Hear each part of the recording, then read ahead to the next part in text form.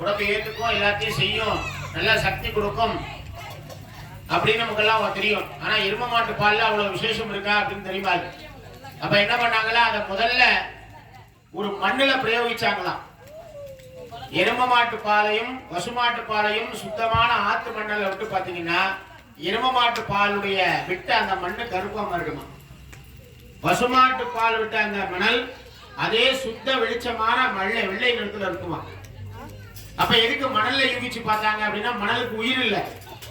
யாராவது ஒருத்தர் மேல பிரயோகிச்சது ஏதாவது ஆயிடுச்சுன்னா இவனாலதான் அப்படின்ட்டுவாங்க. அதனால மணல்ல யோகிச்சு பார்த்தாங்களாம்.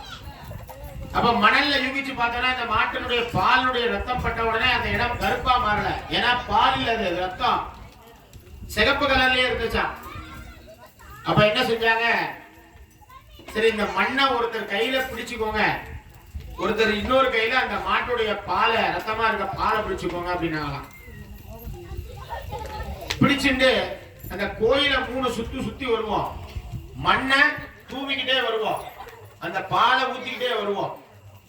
எது சீக்கிரம் கரையுதோ அதுக்குதான் அதிக பவர் உண்டு அப்படின்னு சொல்லி மக்கள் என்ன பண்ணாங்களா, இந்த மண்ணை தூவிட்டு வராங்க, ஒருத்தர் அந்த பாலை ஊத்திட்டு வராங்க.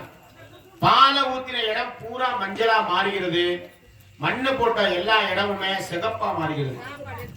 அப்ப இவங்க யாருக்குமே ஒண்ணுமே புரியல, என்னடா இது ரத்த கலர்ல இருந்தது ஆலயத்தை சுத்தி விடும் போது மஞ்சள் கலர்ல மாறுதே அப்படின்னோடனே அந்த மஞ்சள் எடுத்து பூசி பாக்குறாங்க. அந்த ஊர்ல முதல் பூசிய மஞ்சள் குடிச்சதுலயே முதல் பெண்ணாக ஒரு பெண், கன்னி பெண்ணா இருக்கக்கூடியவ ரிதுவாகிறாங்க. இதனால அந்த மஞ்சள்ல ரிதுவான உடனே இவங்க எல்லாருக்கும் ஆச்சரியம், சந்தோஷம். இந்த பொண்ணு ரொம்ப வருஷமா கன்னியா பொண்ணா ஆகாம இருந்த பொண்ணு இந்த மஞ்சள் எடுத்து தரணும்னே ரிதுவாயிட்டாளே அப்படின்னு சொல்லிட்டு உடனே எல்லாரும்